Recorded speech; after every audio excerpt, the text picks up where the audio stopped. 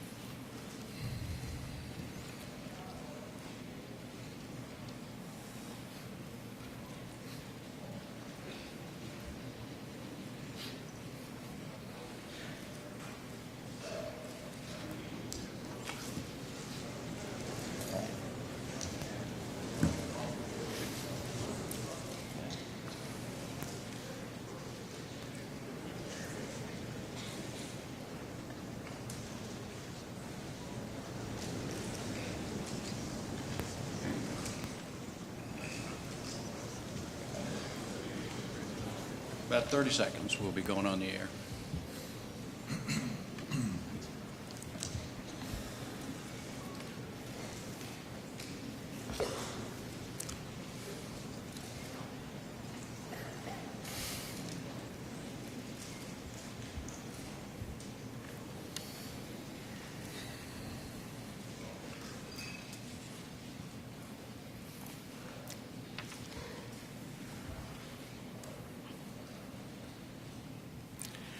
Good evening and welcome to the first of 3 debates among the major candidates for President of the United States, sponsored by the Commission on Presidential Debates. The candidates are Independent candidate Ross Perot, Governor Bill Clinton, the Democratic nominee, and President George Bush, the Republican nominee. I am Jim Lara of the McNeil-Lara NewsHour on PBS, and I will be the moderator for this 90-minute event, which is taking place before an audience here in the athletic complex on the campus of Washington University in St. Louis, Missouri. 3 journalists will be asking questions tonight. They are John Mashik of the Boston Globe, Ann Compton of ABC News, and Sandra Van Oker, a freelance journalist. We will follow a format agreed to by representatives of the Clinton and Bush campaigns. That agreement contains no restrictions on the content or subject matter of the questions. Each candidate will have up to 2 minutes for a closing statement. The order of those, as well as the questioning, was determined by a drawing. The first question goes to Mr. Perot. He will have 2 minutes to answer, to be followed by rebuttals of 1 minute each from Governor Clinton and then President Bush. Gentlemen, good evening. Good evening, Jim. The first topic tonight is what separates each of you from the other. Mr. Perot, what do you believe tonight is the single most important separating issue of this campaign? I think the principal issue that separates me is that 5.5 million people came together on their own and put me on the ballot. I was not put on the ballot by either of the 2 parties. I was not put on the ballot by any PAC money, by any foreign lobbyist money, by any special interest money. This is a movement that came from the people. This is the way the framers of the Constitution intended our government to be, a government that comes from the people. Over time, we have developed a government that comes at the people, that comes from the top down, where the people are more or less treated as objects to be programmed during the campaign with commercials and media events and fear messages and personal attacks and things of that nature. The thing that separates my candidacy and makes it unique is that this came from millions of people in 50 states all over this country who wanted a candidate that worked and belonged to nobody but them. I go into this race as their servant, and I belong to them. So this comes from the people. Governor Clinton, 1 minute response. The most important distinction in this campaign is that I represent real hope for change, a departure from trickle-down economics, a departure from tax and spend economics to invest and grow. But before I can do that, I must challenge the American people to change, and they must decide. Tonight I say to the President, Mr. Bush, for 12 years you've had it your way, you've had your chance, and it didn't work. It's time to change. I want to bring that change to the American people, but we must all decide first we have the courage to change for hope and a better tomorrow. President Bush, 1 minute response, sir. Well, I think one thing that distinguishes is experience. I think we've dramatically changed the world. I'll talk about that a little bit later, but the changes are mind-boggling for world peace. Kids go to bed at night without the same fear of nuclear war. And change for change's sake isn't enough. We saw that message in the late 70s, and we heard a lot about change, and what happened, that misery index went right through the roof. But my economic program, I think, is the kind of change we want. And the way we're going to get it done is we're going to have a brand new Congress. A lot of them are thrown out because of all the scandals. I'll sit down with them, Democrats and Republicans alike, and work for my agenda for American renewal, which represents real change. But I'd say if you had to separate out, I think it's experience at this level. Governor Clinton, how do you respond to the President on the question? You have 2 minutes on the question of experience. He says that is what distinguishes him from the other two of you. I believe experience counts, but it's not everything. Values, judgment, and the record that I have amassed in my state also should count for something. I've worked hard to create good jobs and to educate people. My state now ranks first in the country in job growth this year, fourth in income growth, fourth in the reduction of poverty, third in overall economic performance, according to a major news magazine. That's because we believe in investing in education and in jobs. And we have to change in this country.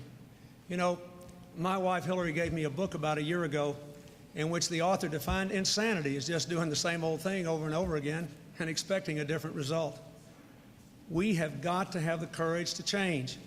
Experience is important, yes. I've gotten a lot of good experience in dealing with ordinary people over the last year and a month. I've touched more people's lives and seen more heartbreak and hope, more pain and more promise than anybody else who's run for president this year. And I think the American people deserve better than they're getting.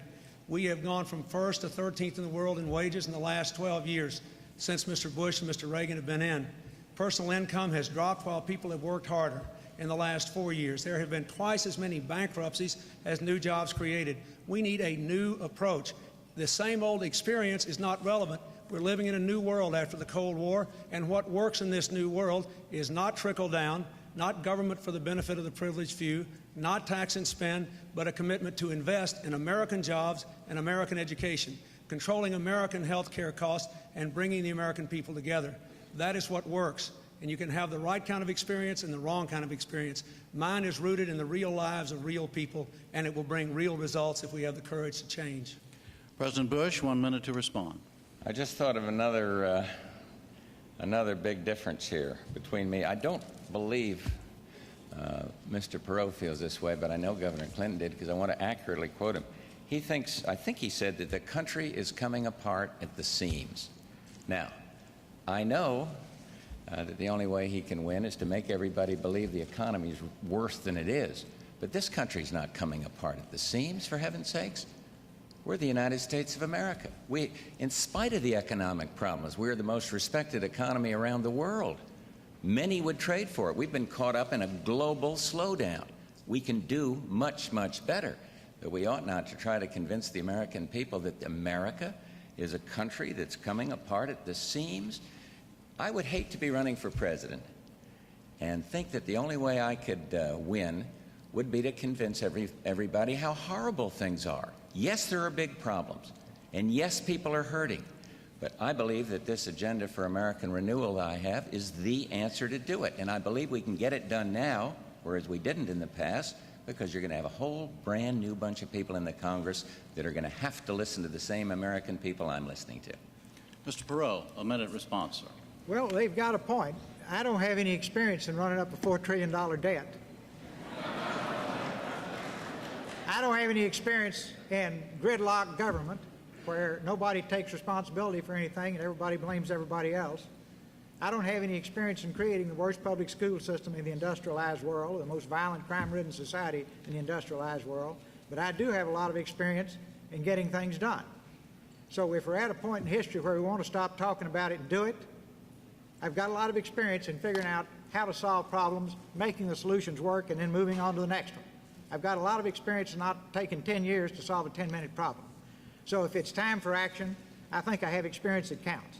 If there's more time for gridlock and talk and finger pointing, I'm the wrong man. President Bush, the question goes to you. You have 2 minutes. And the question is this: are there important issues of character separating you from these other two men? I think the American people should be the judge of that. I think character is a very important question. I said something the other day where I was accused of being like Joe McCarthy, because I questioned, I put it this way, I think it's wrong to demonstrate against your own country or organize demonstrations against your own country in foreign soil. I just think it's wrong. That maybe they say, well, it's a youthful indiscretion. I was 19 or 20 flying off an aircraft carrier, and that shaped me to be Commander-in-Chief of the Armed Forces. And I'm sorry, but demonstrating, it's not a question of patriotism, it's a question of character and judgment. They get on me, Bill's gotten on me about read my lips, and when I make a mistake, I'll admit it. But he has not admitted a mistake, and I just find it impossible to understand how an American can demonstrate against his own country in a foreign land, organizing demonstrations against it, when young men are held prisoner in Hanoi or kids out of the ghetto were drafted. Some say, well, you're a little old-fashioned. Maybe I am, but I just don't think that's right. Now, whether it's character or judgment, whatever it is, I have a big difference here on this issue. And so we'll just have to see how it plays out. But I couldn't do that. And I don't think most Americans could do that. And they all say, well, it was a long time ago. Well, let's admit it then. Say, I made a terrible mistake. How could you be Commander-in-Chief of the Armed Forces and have some kids say, when you have to make a tough decision, as I did in Panama or in Kuwait, and then have some kid jump up and say, well, I'm not going to go. The Commander-in-Chief was organizing demonstrations halfway around the world during another era. So there are differences, but that's about the main area where I think we have a difference. I don't know about, we'll talk about that a little with Ross here in a bit. Mr. Perot, you have 1 minute. I think American people will make their own decisions on character. And at a time when we have work to do and we need action, I think they need to clearly understand the backgrounds of each person. I think the press can play a huge role in making sure that the backgrounds are clearly presented in an objective way. Then make a decision. Certainly anyone in the White House should have the character to be there. But I think it's very important to measure when and where things occurred. Did they occur when you were a young person in your formative years, or did they occur while you were a senior official in the federal government? When you're a senior official in the federal government spending billions of dollars of taxpayers' money, and you're a mature individual, and you make a mistake, then that was on our ticket. If you make it as a young man, time passes. So I would say just, look at all three of us, decide who you think will do the job, pick that person in November, because believe me, as I've said before, the party's over, and it's time for the cleanup crew.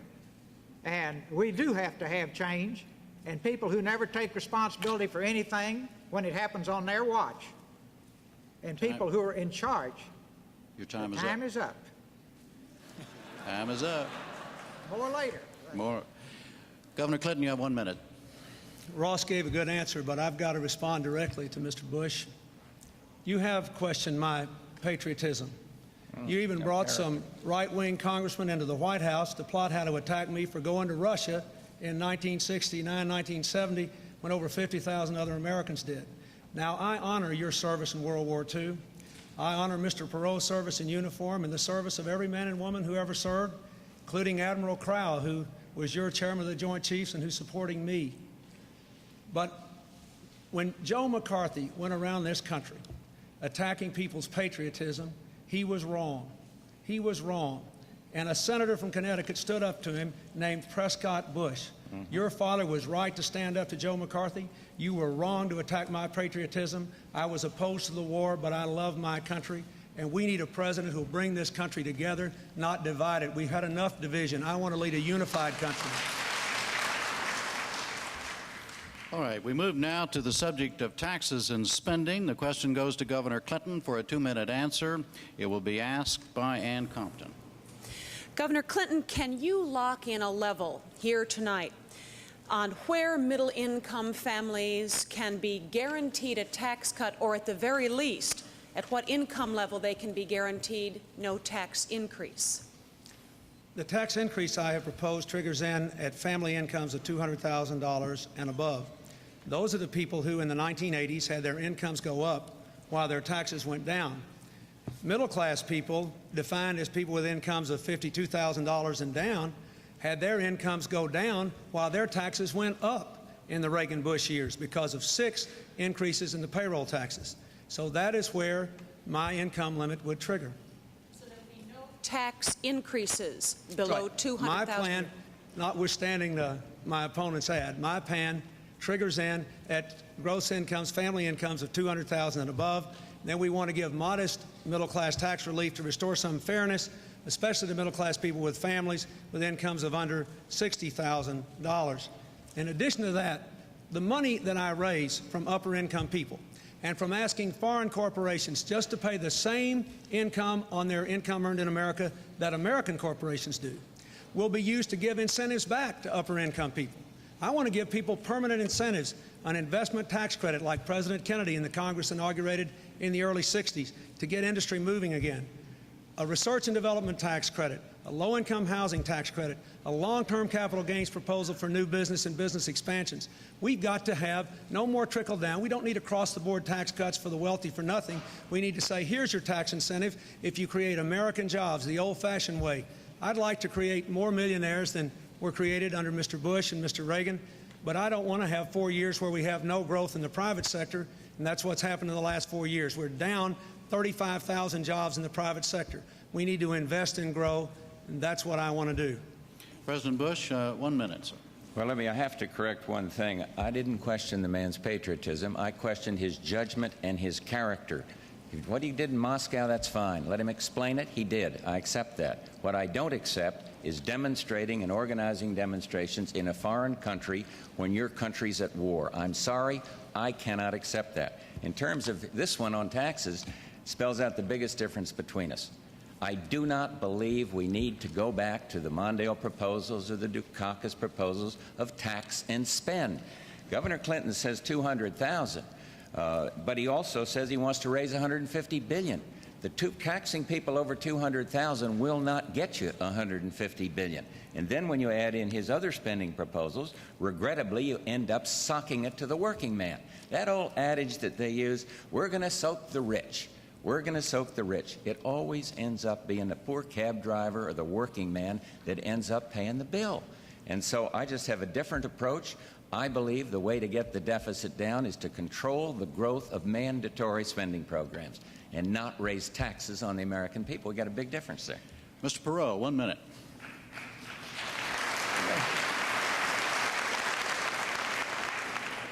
We've got to have a growing, expanding job base to give us a growing, expanding tax base. Right now we have a flat to deteriorating job base, and where it appears to be growing, it's minimum wage jobs. So we've got to really rebuild our job base. That's going to take money for infrastructure and investment to do that. Our foreign competitors are doing it. We're not. We cannot pay off the $4 trillion debt, balance the budget, and have the industries of the future and the high-paying jobs in this country without having the revenue. We're going to go through a period of shared sacrifice. There's one challenge. It's got to be fair. We've created a mess, don't have much to show for it, and we have got to fix it. And that's about all I can say in a minute. Okay. Next question goes to President Bush for a 2-minute answer, and it will be asked by Sandy Van Oker. Mr. President, this past week, your Secretary of the Army, Michael Stone, said he had no plans to abide by a congressional mandate to cut U.S. forces in Europe from 150 to 100,000 by the end of September 1996. Now, why, almost 50 years after the end of World War II, and with the total collapse of the Soviet Union, should American taxpayers be taxed to support armies in Europe when the Europeans have plenty of money to do it for themselves? Well, Sandra, that's a good question. And the answer is, for 40-some years, we kept the peace. If you look at the cost of not keeping the peace in Europe, it would be exorbitant. We have reduced the number of troops that are deployed and going to be deployed. I have cut defense spending. And the reason we could do that is because of our fantastic success in winning the Cold War. We never would have got there if we'd gone for the nuclear freeze crowd. Never would have got there if we'd listened to those that wanted to cut defense spending. I think it is important that the United States stay in Europe and continue to guarantee the peace. We simply cannot pull back. Now, when anybody has a spending program they want to spend money on at home, they say, well, let's cut money out of the Defense Department. I will accept and have accepted the recommendations of two proven leaders, General Colin Powell and Secretary Dick Cheney. They feel that the levels we're operating at and the reductions that I have proposed are proper. And so I simply do not think we should go back to the isolation days and start blaming foreigners. We are the sole remaining superpower, and we should be that. And we have a certain disproportionate responsibility. But I would ask the American people to understand that if we make imprudent cuts, if we go too far, we risk the peace. And I don't want to do that. I've seen what it is like to see a war and to see the burdens of a war, and I don't want to see us make reckless cuts. Because of our programs, we have been able to significantly cut defense spending. But let's not cut into the muscle, and let's not cut down our insurance policy, which is participation of American forces in NATO, the greatest peacekeeping organization ever made. Today, you got problems in Europe, still bubbling along, even though Europe's going democracy's route. But we are there, and I think this insurance policy is necessary. I think it goes with world leadership, and I think the levels we've come up with are just about right. Mr. Perot, 1 minute, sir. If I'm poor and you're rich, and I can get you to defend me, that's good. But when the tables get turned, I ought to do my share. Right now, we spend about $300 billion a year on defense. The Japanese spend around $30 billion in Asia. The Germans spend around $30 billion in Europe.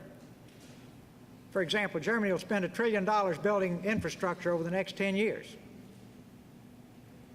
It's kind of easy to do if you only have to pick up a $30 billion tab to defend your country.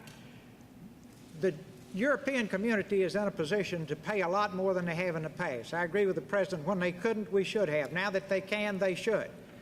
We sort of seem to have a desire to try to stay over there and control it. They don't want us to control it, very candidly. So it, I think, is very important for us to let them assume more and more of the burden, and for us to bring that money back here and rebuild our infrastructure, because we can only be a superpower if we are an economic superpower, and we can only be an economic superpower if we have a growing, expanding job base. Governor Clinton. 1 minute, sir. I agree with the general statement Mr. Bush made. I disagree that we need 150,000 troops to fulfill our role in Europe. We certainly must maintain an engagement there. There are certainly dangers there. There are certainly other trouble spots in the world which are closer to Europe than to the United States. But two former defense secretaries recently issued a report saying that 100,000 or slightly fewer troops would be enough, including President Reagan's former defense secretary, Mr. Carlucci. Many of the military experts whom I consulted on this agreed. We're going to have to spend more money in the future on military technology and on greater mobility, greater airlift, greater sea lift, the V-22 airplane. We're going to have to do some things that are quite costly, and I simply don't believe we can afford, nor do we need, to keep 150,000 troops in Europe, given how much the Red Army, now under the control of Russia, has been cut. The arms control agreement concluded between Mr. Bush and Mr. Yeltsin, something I have applauded. I don't think we need 150,000 troops. Let me make one other point. Mr. Bush talked about taxes. He didn't tell you that he vetoed a middle-class tax cut because it would be paid for by raising taxes on the wealthy, and vetoed an investment tax credit paid for by raising taxes on the wealthy. All right, we go now to Mr. Perot for a 2-minute question, and it will be asked by John Mashik. Mr. Perot, you talked about fairness just a minute ago on sharing the pain. As part of your plan to reduce the ballooning federal deficit, you've suggested that we raise gasoline taxes 50 cents a gallon over 5 years. Why punish the middle-class consumer to such a degree? It's 10 cents a year cumulative. It finally gets to 50 cents at the end of the 5th year. I think punish is the wrong word. Again, see, I didn't create this problem. We're trying to solve it. Now, if you study our international competitors, some of our international competitors collect up to $3.50 a gallon in taxes, and they use that money to build infrastructure and create jobs. We collect 35 cents, and we don't have it to spend. I know it's not popular, and I understand the nature of your question, but the people who will be helped the most by it are the working people who will get the jobs created because of this tax. Why do we have to do it? Because we have so mismanaged our country over the years, and it is now time to pay the fiddler, and if we don't, we will be spending our children's money. We have spent $4 trillion worth. An incredible number of young people are active in supporting my effort because they're deeply concerned that we have taken the American dream from them. I think it's fitting that we're on the campus of a university tonight. These young people, when they get out of this wonderful university, will have difficulty finding a job. We've got to clean this mess up, leave this country in good shape, and pass on the American dream to them. We've got to collect the taxes to do it. If there's a fairer way, I'm all ears.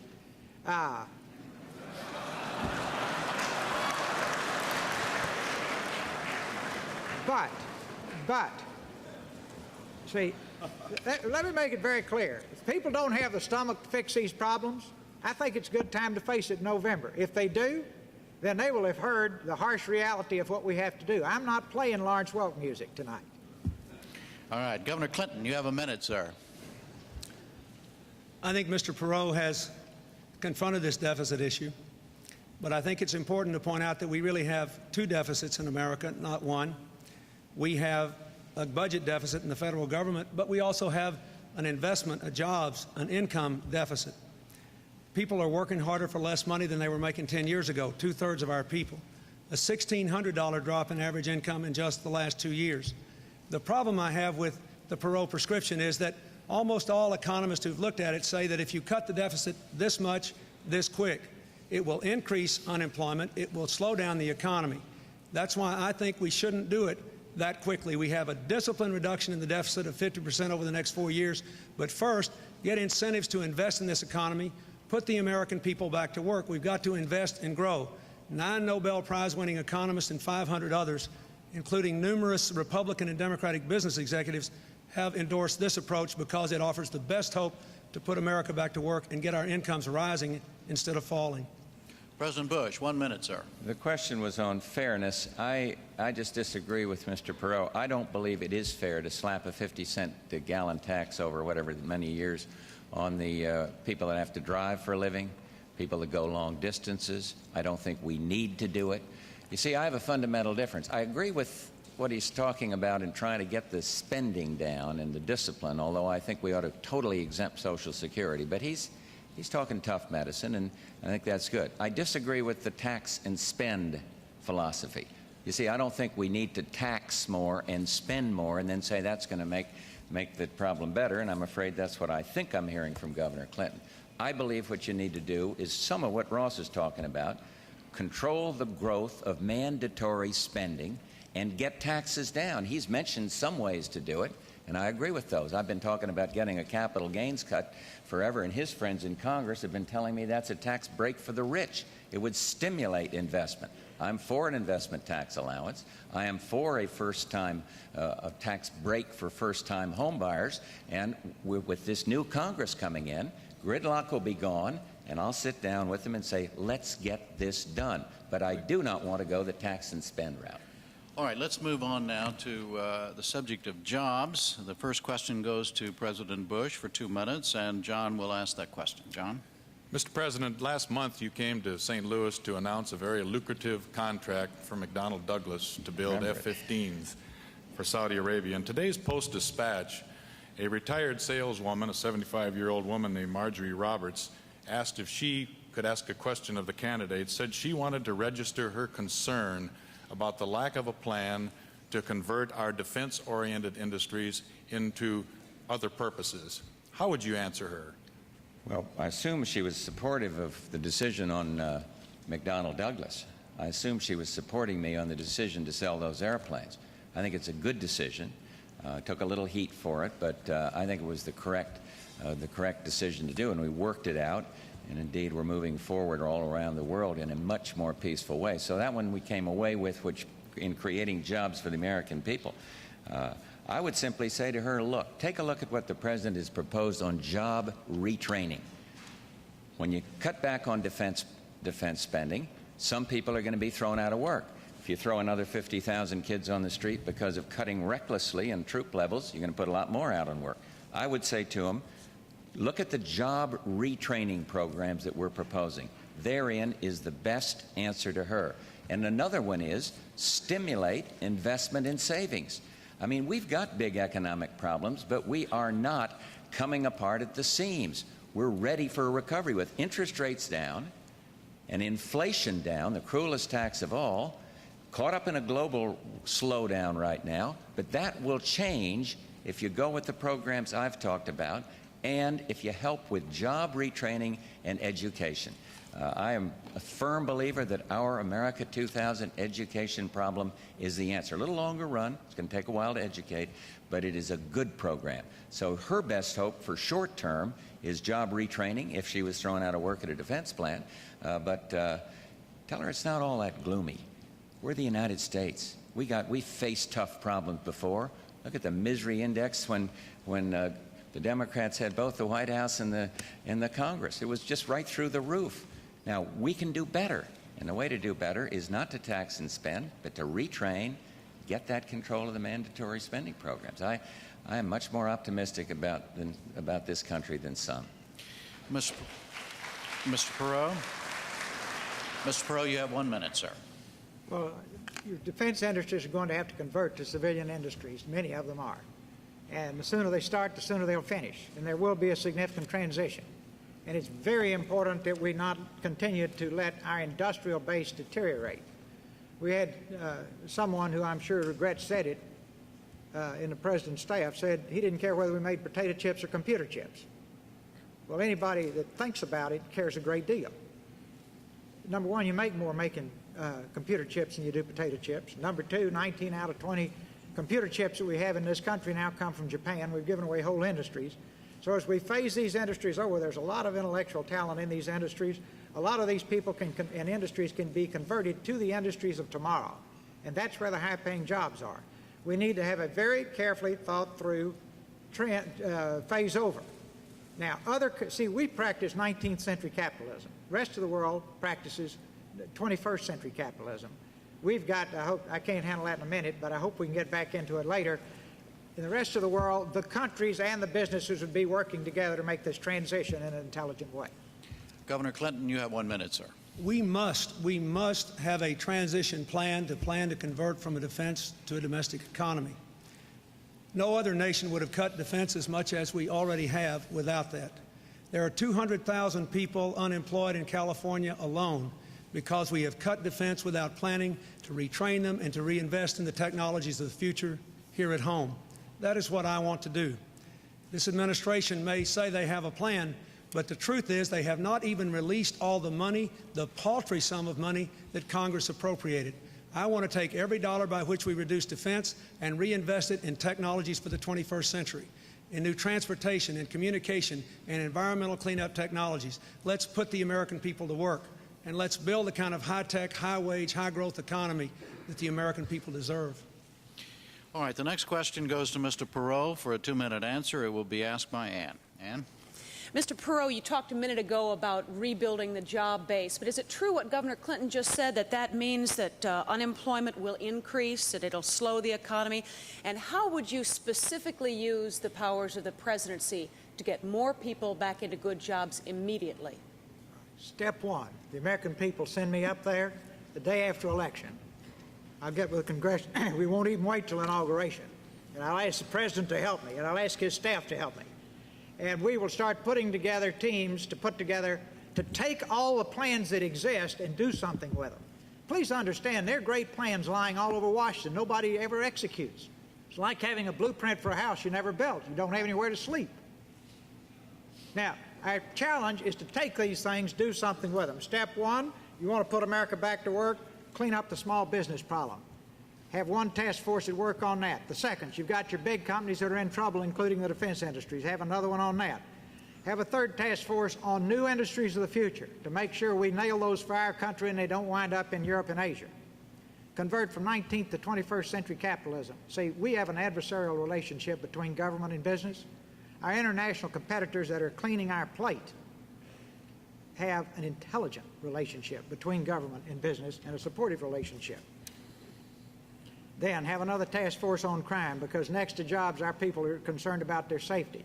Health care, schools, one on the debt and deficit, and finally in that 90-day period before the inauguration, put together the framework for the town hall and give the American people a Christmas present. Show them by Christmas the first cut at these plans. By the time Congress comes into session to go to work, have those plans ready to go in front of Congress, then get off to a flying start in '93 to execute these plans. Now, there are people in this room and people on this stage who have been in meetings when I would sit there and say, is this one we're going to talk about or do something about? Well, obviously, my orientation is let's go do it. Now, put together your plans by Christmas, be ready to go when Congress goes, nail these things. Small business, you've got to have capital, you've got to have credit, and many of them need mentors or coaches. And we can create more jobs there in a hurry than any other place.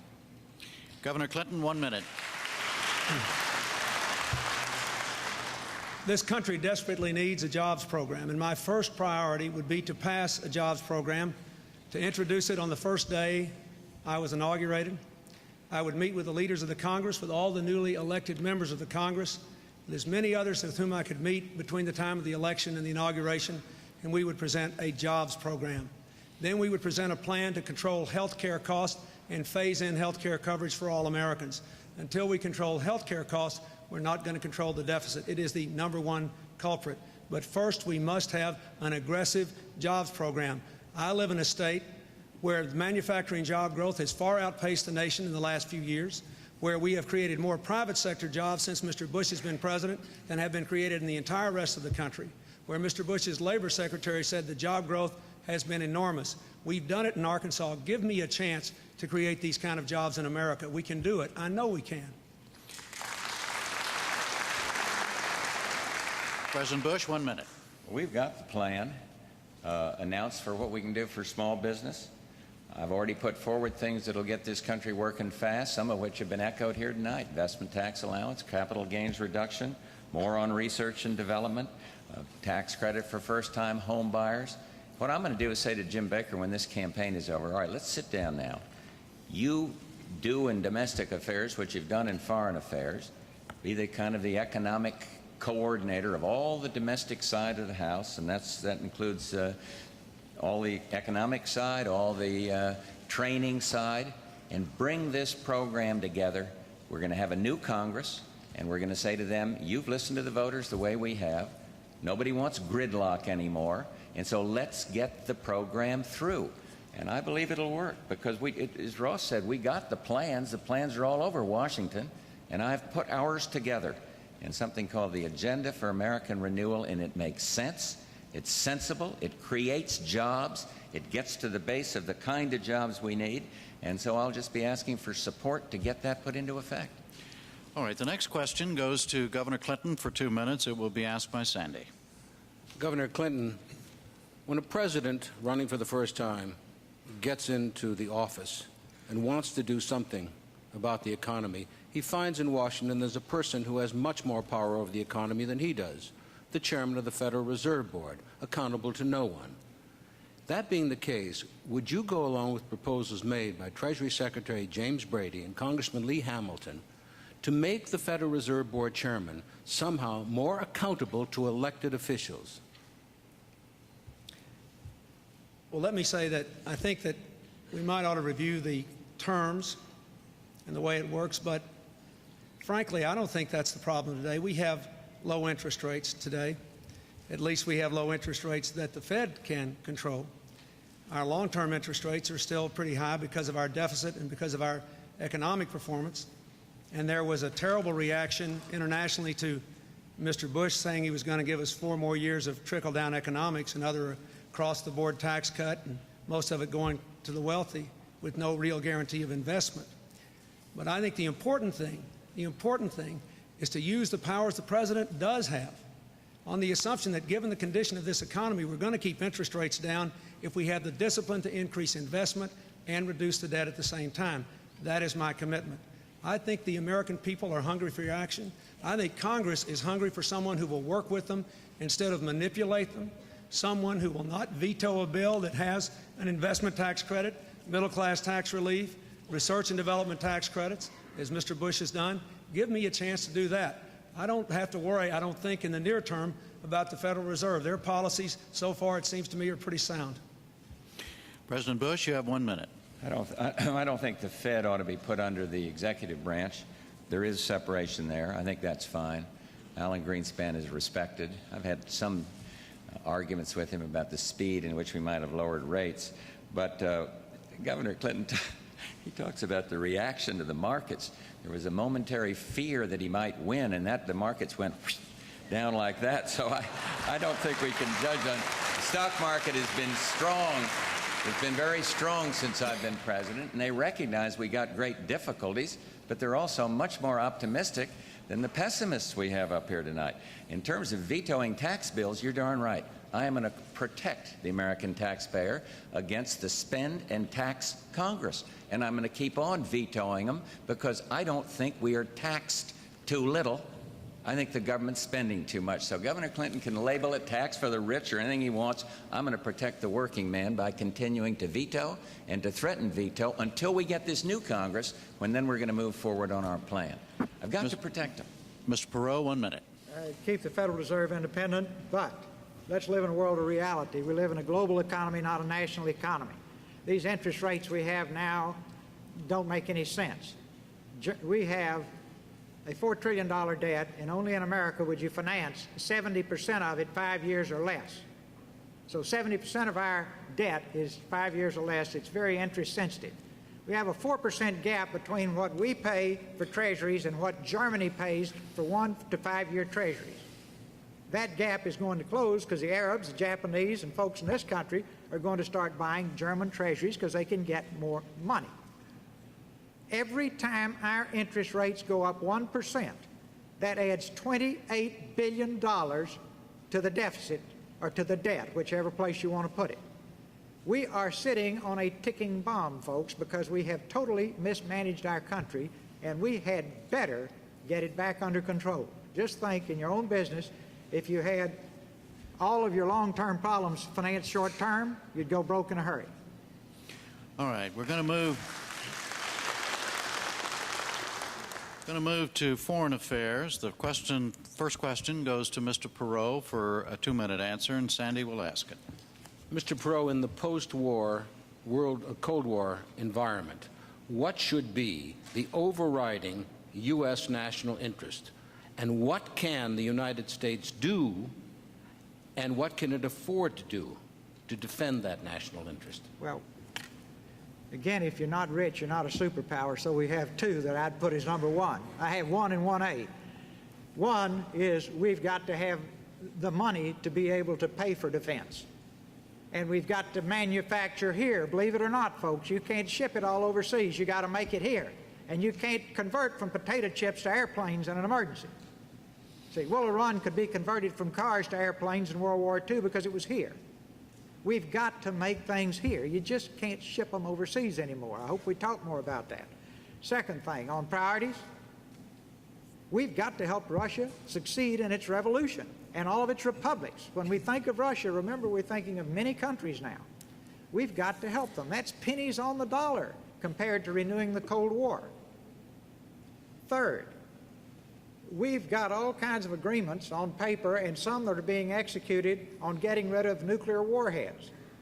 Russia and its republics are out of control, or at best in weak control right now.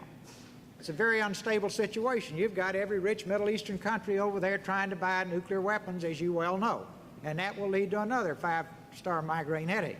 down the road. We really need to nail down the intercontinental ballistic missiles, the ones that can hit us from Russia. And we're focused on the tactical. We've made real progress there. We've got some agreements on the nuclear, but we don't have those things put away yet. The sooner the better. So in terms of priorities, we've got to be financially strong. Number two, we've got to take care of this missile situation and try to get the nuclear war behind us and give that a very high priority.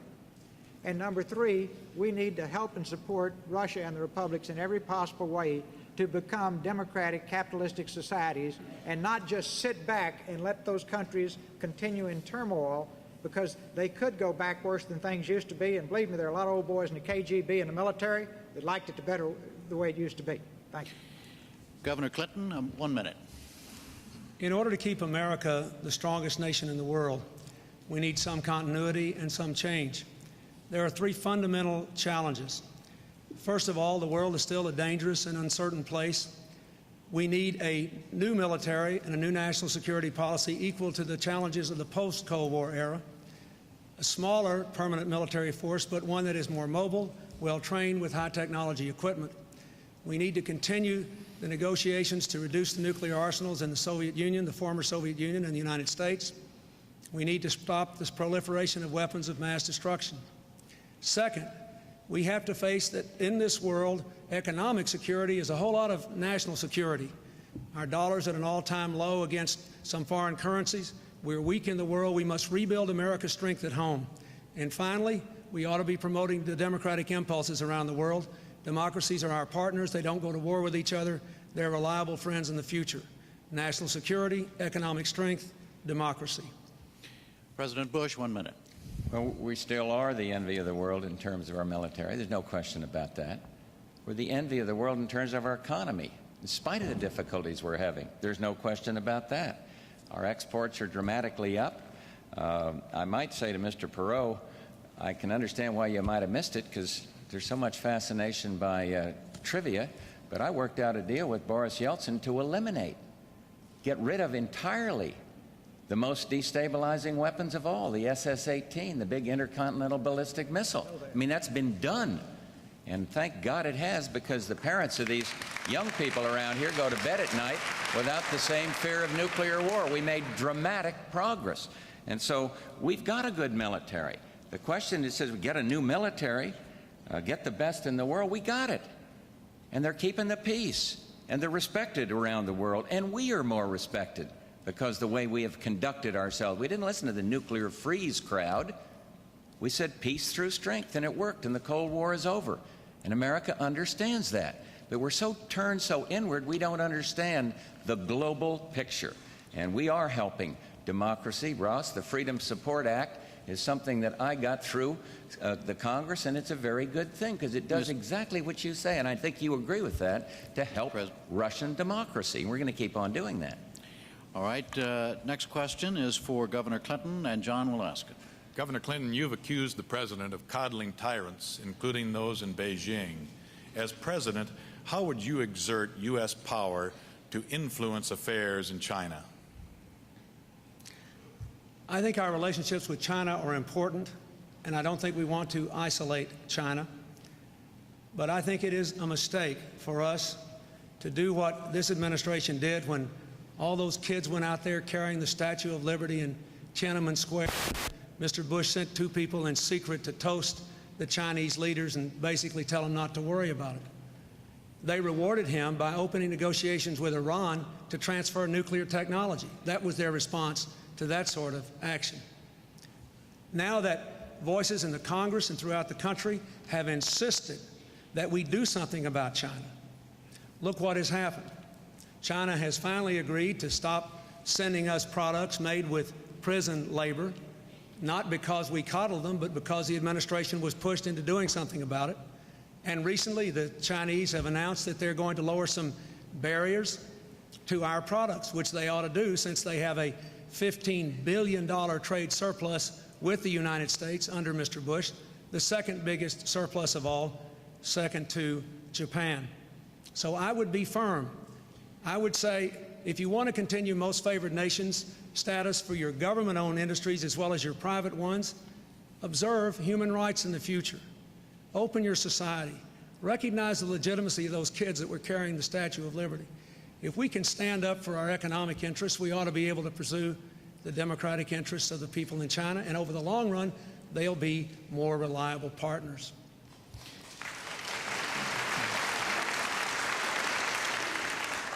President Bush, you have 1 minute. Well, the administration was the first major country to stand up against the abuse in Tiananmen Square.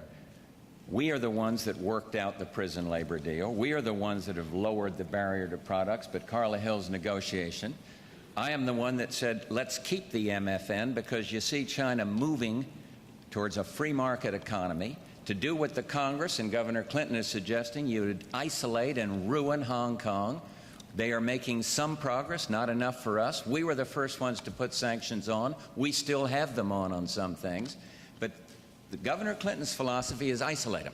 He says don't do it, but the policies he's expounding of putting conditions on MFN and kind of humiliating them is not the way you make the kind of progress we are getting.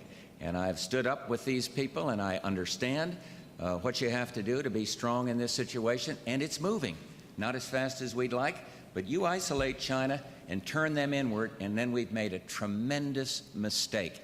And I'm not going to do it, and I've had to fight a lot of people that were saying human rights, and we are the ones that put the sanctions on and stood for it. And he can insult General Scowcroft if he wants to. They didn't go over to coddle. He went over to say you must make the very changes they're making now. Mr.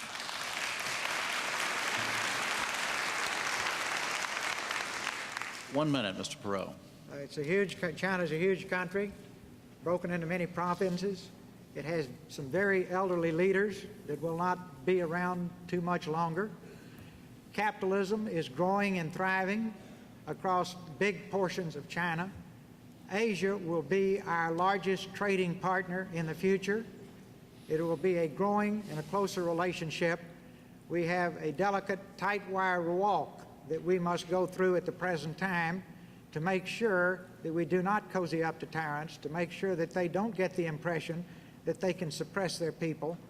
But time is our friend there, because their leaders will change in not too many years, worst case. And their country is making great progress. One last point on the missiles. I don't want the American people to be confused. We have written agreements, and we have some missiles that have been destroyed. But we have a huge number of intercontinental ballistic missiles that are still in place in Russia. The fact that you have an agreement is one thing. Till they're destroyed, some crazy person can either sell them or use them. All right, the next question goes to President Bush for a 2-minute answer, and Ann will ask it. Mr. President, how can you watch the killing in Bosnia and the ethnic cleansing or the starvation and anarchy in Somalia and not want to use America's might, if not America's military, to try to end that kind of suffering? And both of them are very complicated situations. And I vowed something because I learned something from Vietnam. I am not going to commit U.S. forces until I know what the mission is, till the military tell me that it can be completed, until I know how they can come out. We are helping. American airplanes are helping today on humanitarian relief for Sarajevo. It is America that's in the lead in helping with humanitarian relief for Somalia. But when you go to put somebody else's son or daughter into war, I think you got to be a little bit careful, and you have to be sure that there's a military plan that can do this. You have ancient ethnic rivalries that have cropped up as Yugoslavia is dissolved or getting dissolved, and it isn't going to be solved by sending in the 82nd Airborne. And I'm not going to do that as Commander-in-Chief. I am going to stand by and use the moral persuasion of the United States to get satisfaction in terms of prison camps, and we're making some progress there, and in terms of getting humanitarian relief in there. And right now, as you know, the United States took the lead in a no-fly operation up there in a no-fly order up in the United Nations. We're working through the international organizations. That's one thing I learned by forging that tremendous and highly successful coalition against Saddam Hussein, the dictator. Work internationally to do it. I am very concerned about it. I'm concerned about ethnic cleansing. I'm concerned about attacks on Muslims, for example, over there. But I must stop short of using American force until I know how those young men and women are going to get out of there as well as get in, know what the mission is, and define it. And I think I'm on the right track. Are you designing a mission? And sorry, time is up. We have to go to Mr. Perot for a 1-minute response. I think if we learned anything in Vietnam, it's you first commit this nation before you commit the troops to the battlefield. We cannot send our people all over the world to solve every problem that comes up. This is basically a problem that is a primary concern to the European community. Certainly, we care about the people, we care about the children, we care about the tragedy, but it is inappropriate for us, just because there's a problem somewhere around the world, to take the sons and daughters of working people, and make no mistake about it, our all-volunteer armed force is not made up of the sons and daughters of the beautiful people. It's the working folks who send their sons and daughters to war, with a few exceptions. It's very unlike World War II, when FDR's sons flew missions. Everybody went. It's a different world now. It's very important that we not just, without thinking it through, just rush to every problem in the world and have our people torn to pieces. Governor Clinton, 1 minute. I agree that we cannot commit ground forces to become involved in the quagmire of Bosnia or in the tribal wars of Somalia. But I think that it's important to recognize that there are things that can be done short of that, and that we do have interests there. There are, after all, 2 million refugees now because of the problems in what was Yugoslavia, the largest number since World War II. And there may be hundreds of thousands of people who will starve or freeze to death in this winter. The United States should try to work with its allies and stop it. I urged the President to support this air cover, and he did, and I applaud that. I applaud the no-fly zone, and I know that he's going back to the United Nations to try to get authority to enforce it. I think we should stiffen the embargo on the Belgrade government, and I think we have to consider whether or not we should lift the arms embargo now on the Bosnians, since they are in no way in a fair fight with a heavily armed opponent bent on ethnic cleansing. We can't get involved in the quagmire, but we must do what we can. All right, moving on now to divisions in our country. The first question goes to Governor Clinton for 2 minutes, and Ann will ask it. Governor Clinton, can you tell us what your definition of the word family is? A family involves at least one parent, whether natural or adoptive, or foster, and children. A good family is a place where love and discipline and good values are transmuted from the elders to the children. A place where people turn for refuge and where they know they're the most important people in the world. America has a lot of families that are in trouble today. There's been a lot of talk about family values in this campaign. I know a lot about that. I was born to a widowed mother who gave me family values, and grandparents. I've seen the family values of my people in Arkansas. I've seen the family values of all these people in America who are out there killing themselves, working harder for less, in a country that's had the worst economic years in 50 years and the first decline in industrial production ever. I think the President owes it to family values to show that he values America's families. Whether there are people on welfare, you're trying to move from welfare to work, the working poor, whom I think deserve a tax break to lift them above poverty if they've got a child in the house and working 40 hours a week, working families who deserve a fair tax system and the opportunity for constant retraining. They deserve a strong economy, and I think they deserve a Family and Medical Leave Act. 72 other nations have been able to do it. Mr. Bush vetoed it twice because he says we can't do something 72 other countries do, even though there was a small business exemption. So with all the talk about family values, I know about family values. I wouldn't be here without them. The best expression of my family values is that tonight's my 17th wedding anniversary, and I'd like to close my question by just wishing my wife a happy anniversary and thanking my daughter for being here.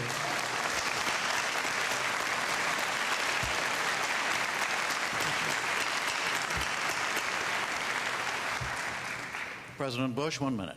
Well, I would say that One meeting that made a profound impression on me was when the mayors of the big cities, including the mayor of Los Angeles, a Democrat, came to see me, and they unanimously said the decline in urban America stems from the decline in the American family. So I do think we need to strengthen family. When Barbara holds an AIDS baby, she's showing a certain compassion for family. When she reads to children, the same thing. I believe that discipline and respect for the law, all of these things should be taught to children, not in our schools, but families have to do that. I'm appalled at the highest, outrageous numbers of divorces. It happens in families, it's happened in ours, but it's gotten too much. And I just think that we ought to do everything we can to respect the American family. It can be a single-parent family. Those mothers need help, and one way to do it is to get these deadbeat fathers to pay their obligations to these mothers. That'll help strengthen the American family, and there's a whole bunch of other things that I can't click off in this short period of time. All right, Mr. Perot, you have 1 minute. If I had to solve all the problems that face this country, and I could be granted one wish as we started down the trail to rebuild the job base, the schools, and so on and so forth, I would say a strong family unit in every home, where every child is loved, nurtured, and encouraged. A little child before they're 18 months learns to think well of himself or herself or poorly. They develop a positive or negative self-image. At a very early age, they learn how to learn. If we have children who are not surrounded with love and affection, see, I look at my grandchildren and wonder if they'll ever learn to walk because they're always in someone's arms. And I think, my gosh, wouldn't it be wonderful if every child had that love and support? But they don't. We will not be a great country unless we have a strong family unit in every home. And I think you can use the White House as a bully pulpit to stress the importance of these little children, particularly in their young and formative years, to mold these little precious pieces of clay so that they, too, can live rich, full lives when they're grown.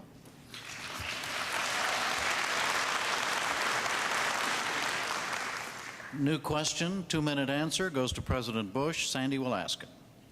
Mr. President, there's been a lot of talk about Harry Truman in this campaign, so much so that I think tomorrow I'll wake up and see him named as the next commissioner of baseball. They could use But the one. thing that Mr. Truman didn't have to deal with was drugs. Americans are increasingly alarmed about drug-related crimes in cities and suburbs, and your administration is not the first to have grappled with this. And are you at all of a mind that maybe it ought to go to another level, if not to what's advocated by William F. Buckley, Jr.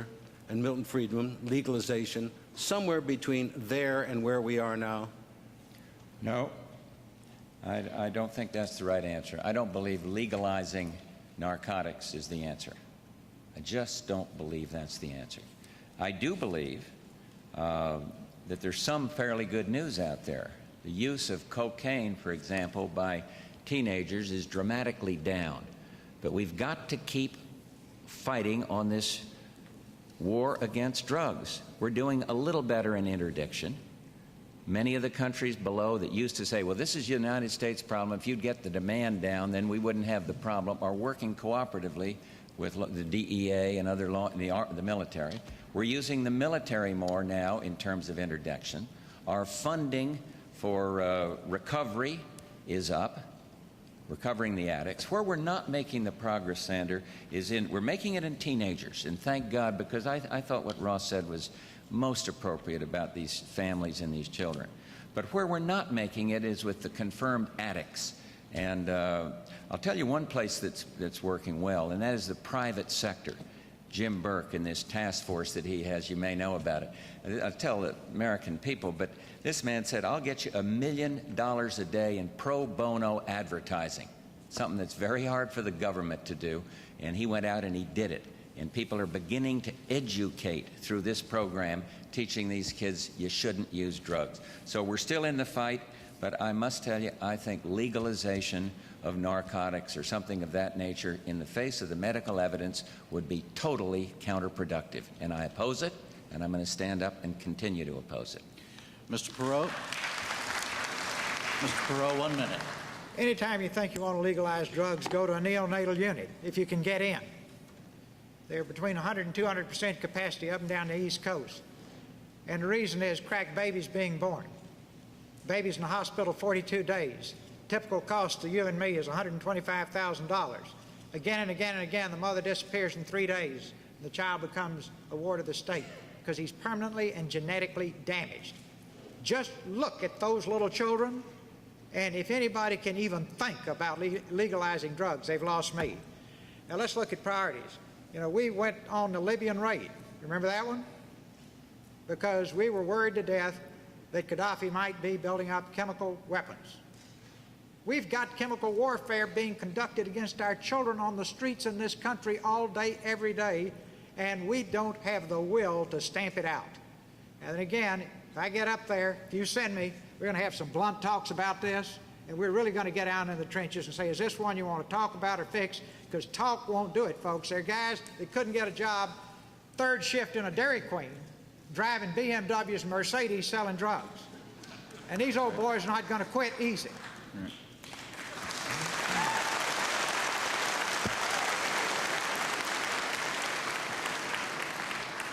Governor Clinton, 1 minute. Like Mr. Perot, I have held crack babies in my arms. But I know more about this, I think, than anybody else up here because I have a brother who's a recovering drug addict. I'm very proud of him. But I can tell you this, if drugs were legal, I don't think he'd be alive today.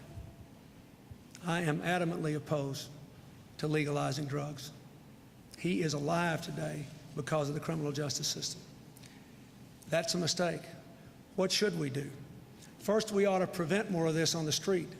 30 years ago, there were 3 policemen for every crime. Now there are 3 crimes for every policeman. We need 100,000 more police on the street. I have a plan for that. Secondly, we ought to have treatment on demand.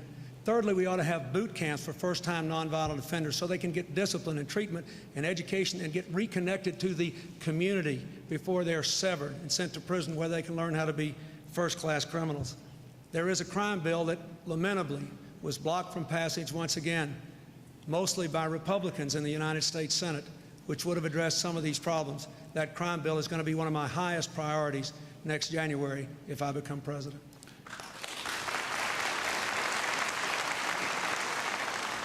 Next question is to you, Mr. Perot. You have 2 minutes to answer it, and John will ask it. Mr. Perot, racial division continues to tear apart our great cities, the last episode being this spring in Los Angeles. Why is this still happening in America, and what would you do to end it?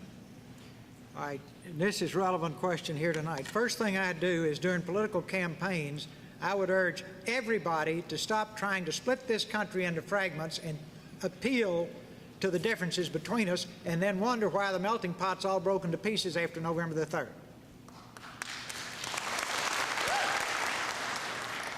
We are all in this together. We ought to love one another because united teams win and divided teams lose. And if we can't love one another, we ought to get along with one another. And if you can't get there, just recognize we're all stuck with one another because nobody's going anywhere, right? Now, that ought to get everybody back up to let's get along together and make it work. Our diversity is a strength. We've turned it into a weakness. Now, again, the White House is a bully pulpit. I think whoever's in the White House should just make it absolutely unconscionable and inexcusable. And if anybody's in the middle of a speech at a one of these conventions, I would expect the candidate to go out and lift him off the stage if he starts preaching hate, because we don't have time for it. See, our differences are our strengths. We have got to pull together. In athletics, we know it. See, divided teams lose, united teams win. We have got to unite and pull together, and there's nothing we can't do. But if we sit around blowing all this energy out the window on racial strife and hatred, we are stuck with a sure loser, because we have been a melting pot. We're becoming more and more of a melting pot. Let's make it a strength, not a weakness.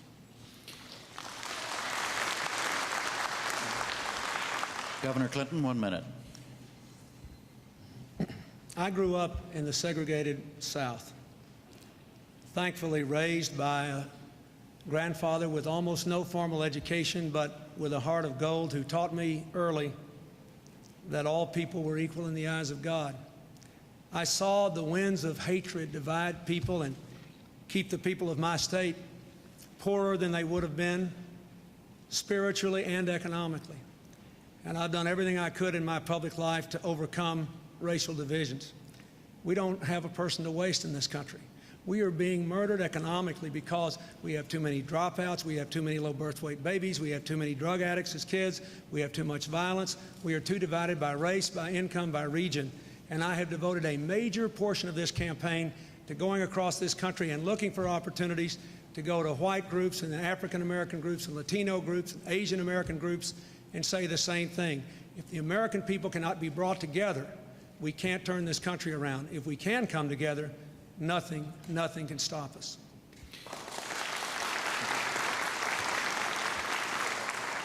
Mr. President, 1 minute. Well, I think Governor Clinton is committed. I do think it's fair to note, he can rebut it, that Arkansas is one of the few states that doesn't have any civil rights legislation.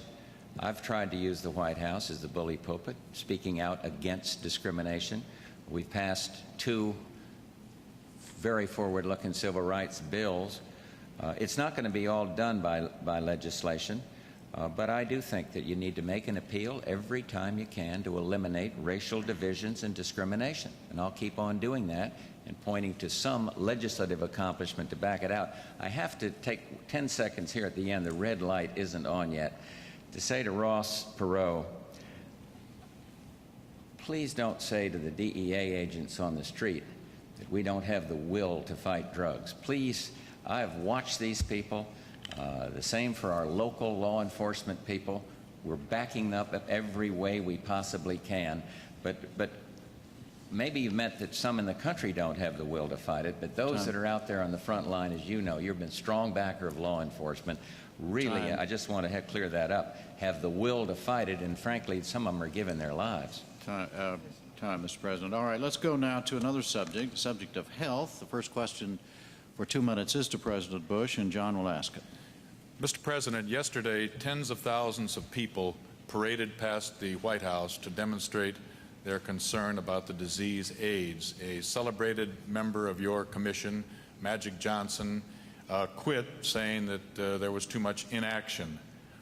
Where is this widespread feeling coming from that your administration is not doing enough about AIDS? Coming from the political process, we have increased funding for AIDS. We've doubled it on research and on every other aspect of it.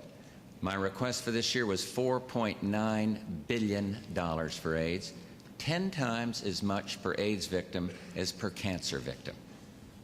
I think that we're showing the proper compassion and concern. So I can't tell you where it's coming from, but I am very much concerned about AIDS, and I believe that we've got the best researchers in the world out there at NIH working the problem. We're funding them. I wish there was more money, but we're funding them far more than any time in the past, and we're going to keep on doing that. I don't know, I was a little disappointed in Magic because he came to me and I said, now if you see something we're not doing, get a hold of me, call me, let me know. He went to one meeting, and then we heard that he was stepping down, so he's been replaced by Mary Fisher, who electrified the Republican convention by talking about the compassion and the concern that we feel. It was a beautiful moment, and I think she'll do a first-class job on that commission. So I think the appeal is, yes, we care. And the other thing is, part of AIDS, it's one of the few diseases where behavior matters.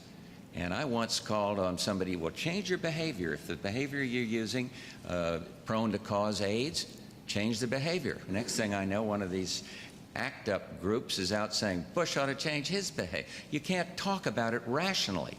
The extremes are hurting the AIDS cause. To go into a Catholic Mass in a beautiful cathedral in New York under the cause of helping in AIDS and start throwing condoms around in the Mass, I'm sorry, I think it sets back the cause. We cannot move to the extreme. We've got to care.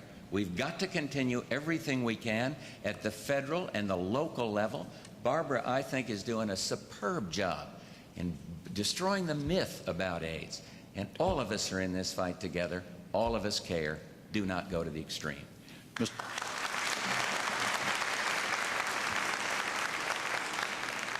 1 minute, Mr. Perot. First, I think Mary Fisher was a great choice. We're lucky to have her heading the commission. Secondly, I think one thing that if I were sent to do the job, I would sit down with FDA, look exactly where we are. Then I would really focus on, let's get these things out. If you're going to die, you don't have to go through this 10-year cycle that FDA goes through on new drugs. Believe me, people with AIDS are more than willing to take that risk.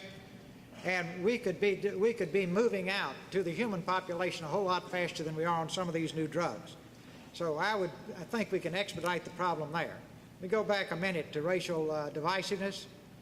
All-time low in our country was the Judge Thomas Anita Hill hearings, and those senators ought to be hanging their heads in shame for what they did there.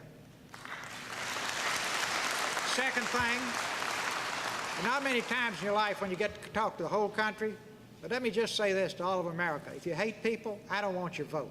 That's how strongly I feel about it.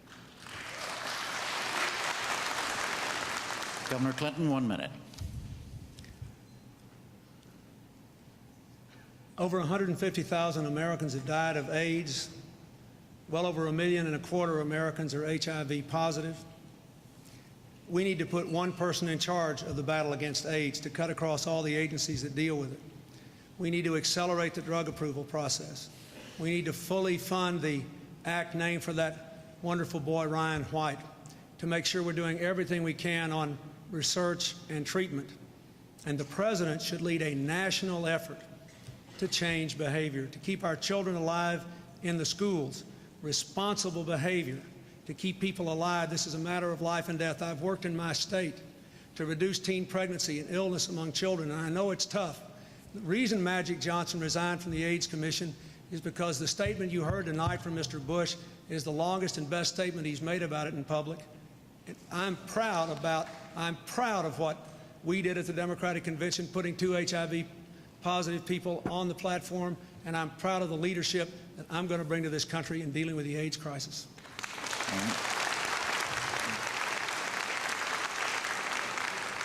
New question for Mr. Perot. You have 2 minutes to answer, and Ann will ask it.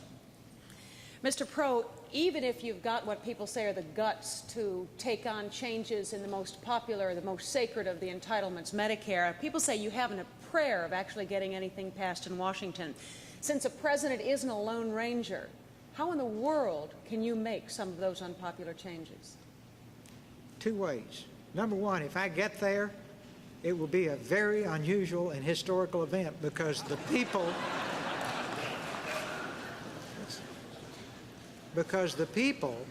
not the special interests, put me there. I will have a unique mandate.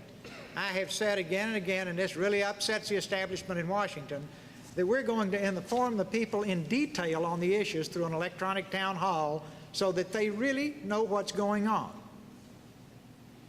They will want to do what's good for our country. Now, all these fellows with $1,000 suits and alligator shoes running up and down the halls of Congress that make policy now, the lobbyists, the PAC guys, the foreign lobbyists, and what have you, they'll be over there in the Smithsonian, you know.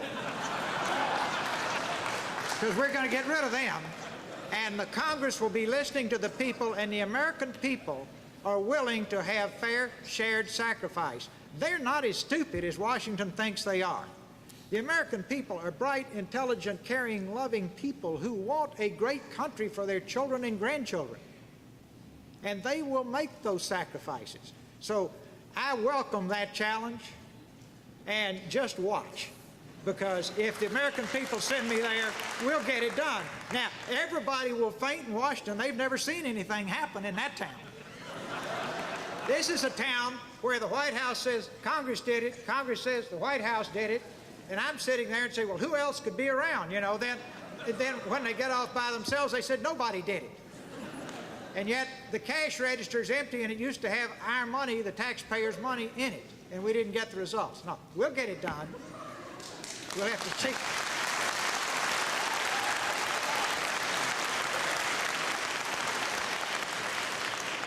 Governor, 1 minute. Ross, that's a great speech, but it's not quite that simple.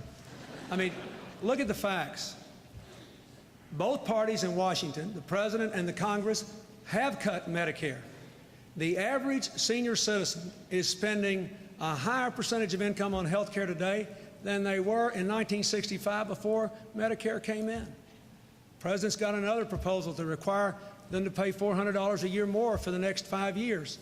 But if you don't have the guts to control cost by changing the insurance system and taking on the bureaucracies and the regulation of health care in the private and public sector, you can't fix this problem. Costs will continue to spiral. And just remember this, folks. A lot of folks on Medicare are out there every day making the choice between food and medicine. Not poor enough for Medicare, Medicaid, not wealthy enough to buy their medicine. I've met them, people like Mary Annie and Edward Davis in Nashua, New Hampshire, all over this country. They cannot even buy medicine. So let's be careful. When we talk about cutting health care costs, let's start with the insurance companies and the people that are making a killing instead of making our people healthy.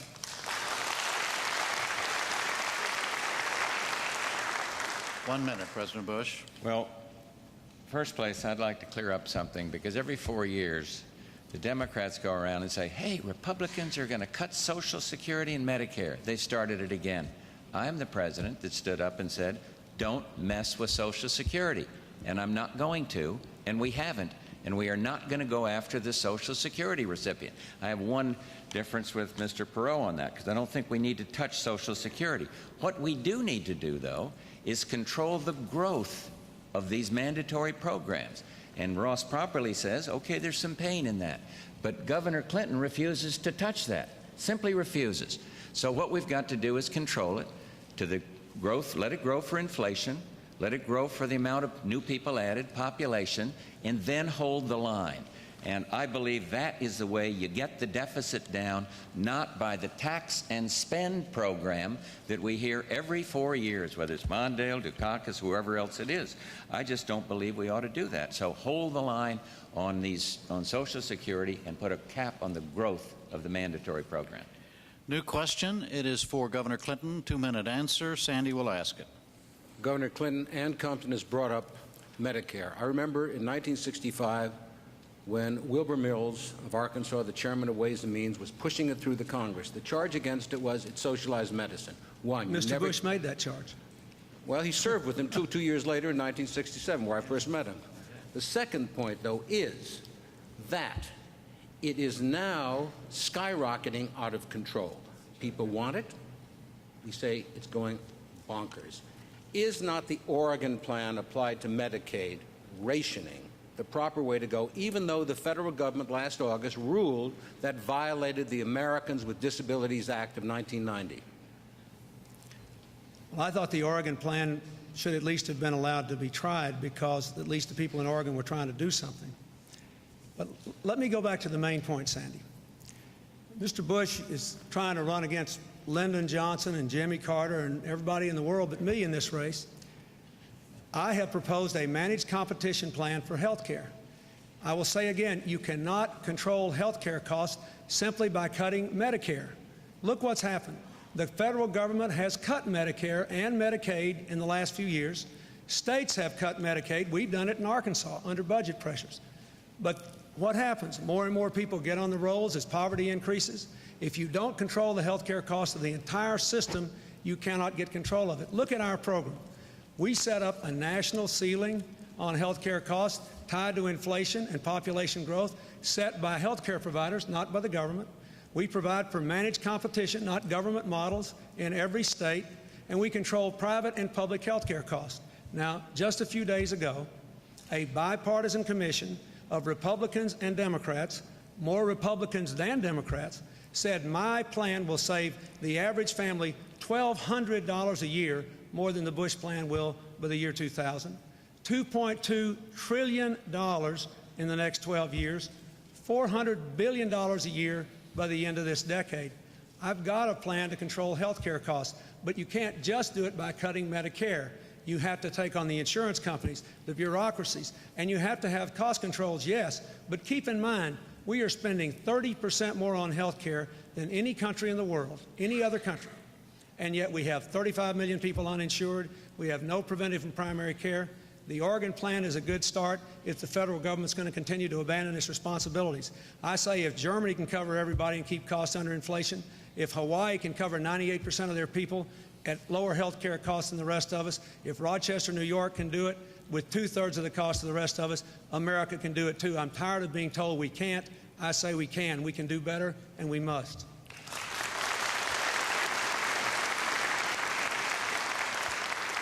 President Bush, 1 minute. Well, I don't have time in 30 seconds or whatever minute to talk about our health care reform plan. Oregon plan made some good sense, but it's easy to dismiss the concerns of the disabled.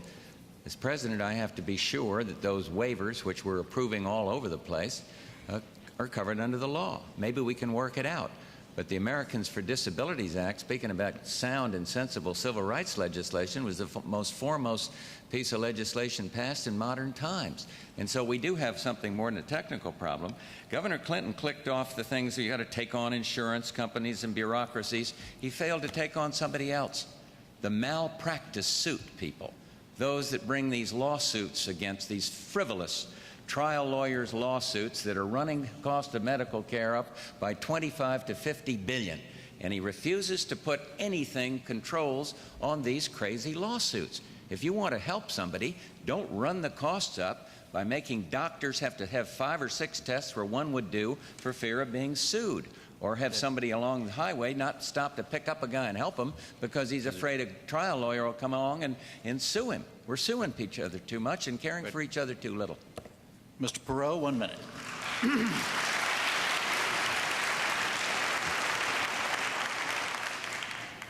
We got the most expensive health care system in the world, ranks behind 15 other nations when we come to life expectancy, and 22 other nations when we come to infant mortality. So we don't have the best.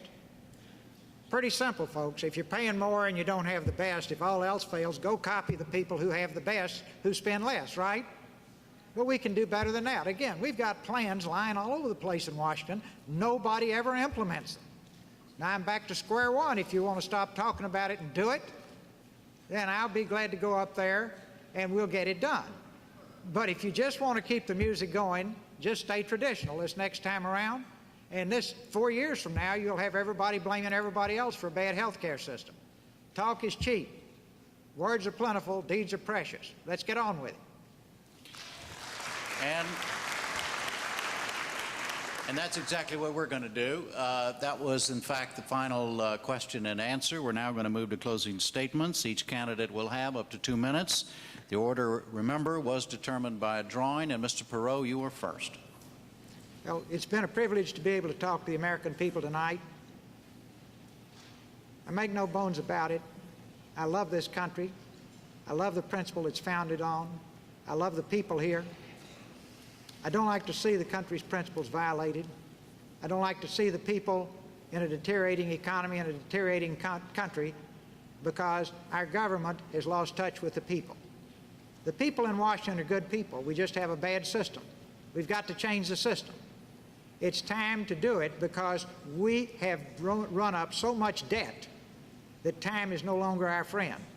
We've got to put our house in order. When you go to bed tonight, look at your children.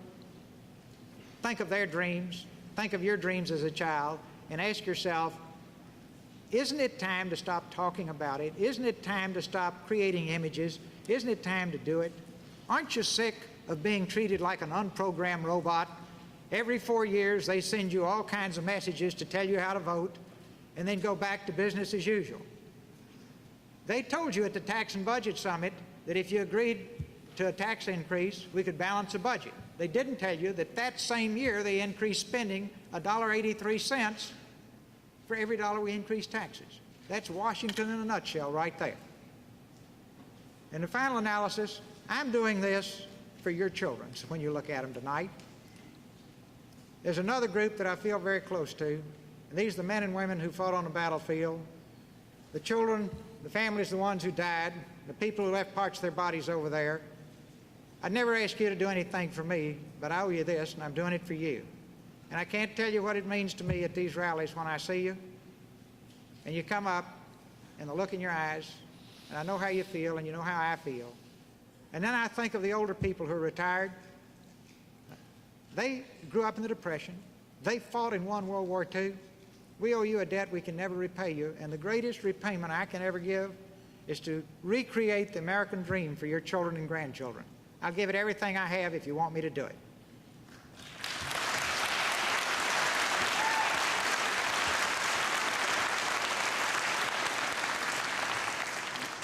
Governor Clinton, your closing statement. I'd like to thank the people of St. Louis and Washington University, the Presidential Debate Commission, and all those who made this night possible, and I'd like to thank those of you who are watching. Most of all, I'd like to thank all of you who have touched me in some way over this last year. All the thousands of you whom I've seen. I'd like to thank the computer executives and the electronics executives in Silicon Valley, two-thirds of whom are Republicans, who said they wanted to sign on to a change to create a new America. I'd like to thank the hundreds of executives who came to Chicago, a third of them Republicans, who said they wanted to change. I'd like to thank the people who started with Mr. Perot, who've come on to help our campaign. I'd like to thank all the folks around America that no one ever knows about. The woman who was holding the AIDS baby she adopted in Cedar Rapids, Iowa, who asked me to do something more for adoption. The woman who stopped along the road in Wisconsin and wept because her husband had lost his job after 27 years. All the people who are having a tough time and the people who are winning, but who know how desperately we need to change. This debate tonight has made crystal clear a challenge that is as old as America. The choice between hope and fear, change or more of the same. The courage to move into a new tomorrow or to listen to the crowd who says things could be worse. Mr. Bush has said some very compelling things tonight that don't quite square with the record. He was president for 3 years before he proposed a health care plan that still hasn't been sent to Congress in total, 3 years before an economic plan, and he still didn't say tonight that that tax bill he vetoed raised taxes only on the rich and gave the rest of you a break, but he vetoed it anyway. I offer a new direction. Invest in American jobs, American education, control health care costs, bring this country together again. I want the future of this country to be as bright and brilliant as its past, and it can be if we have the courage to change.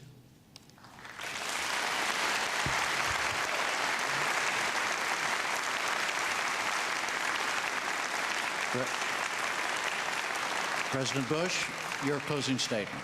Well, let me tell you a little what it's like to be president. In the Oval Office, you can't predict what kind of crisis is going to come up. You have to make tough calls. You can't be on one hand this way and one hand another. You can't take different positions on these difficult issues. And then you need a philosophical, I'd call it a philosophical underpinning. Mine for foreign affairs is democracy and freedom. And look at the dramatic changes around the world. Cold War is over. Soviet Union is no more, and we're working with a democratic country. Poland, Hungary, Czechoslovakia, the Baltics are free. Take a look at the Middle East. We had to stand up against a tyrant. The United States came together. We haven't in many, many years. And we kicked this man out of Kuwait. And in the process, as a result of that will and that decision and that toughness, we now have ancient enemies talking peace in the Middle East. Nobody would have dreamed it possible. And I think the biggest dividend of making these tough calls is the fact that we are less afraid of nuclear war. Every parent out there has much less worry that their kids are going to be faced with nuclear holocaust. All this is good. On the domestic side, what we must do is have change that empowers people, not change for the sake of change, tax and spend. We don't need to do that anymore. What we need to do is empower people. We need to invest and save. We need to do better in education. We need to do better in job retraining. We need to expand our exports, and they're going very, very well indeed, and we need to strengthen the American family.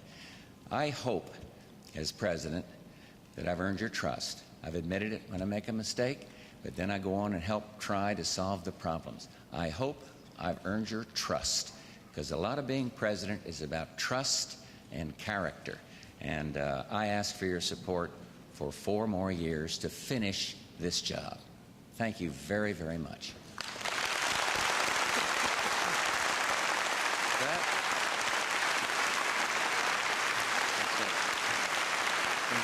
Don't go away yet. I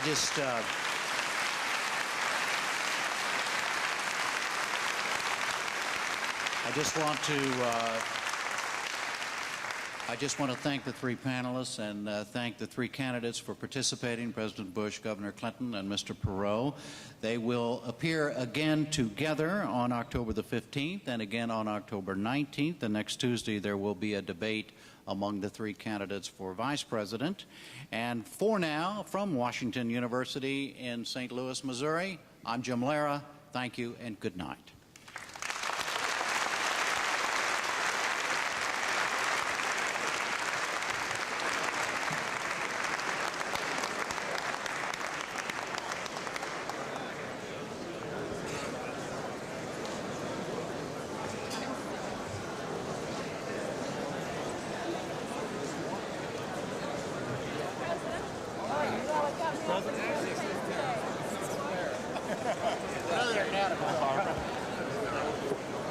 Harry Truman getting the baseball commission. That's exactly what I want.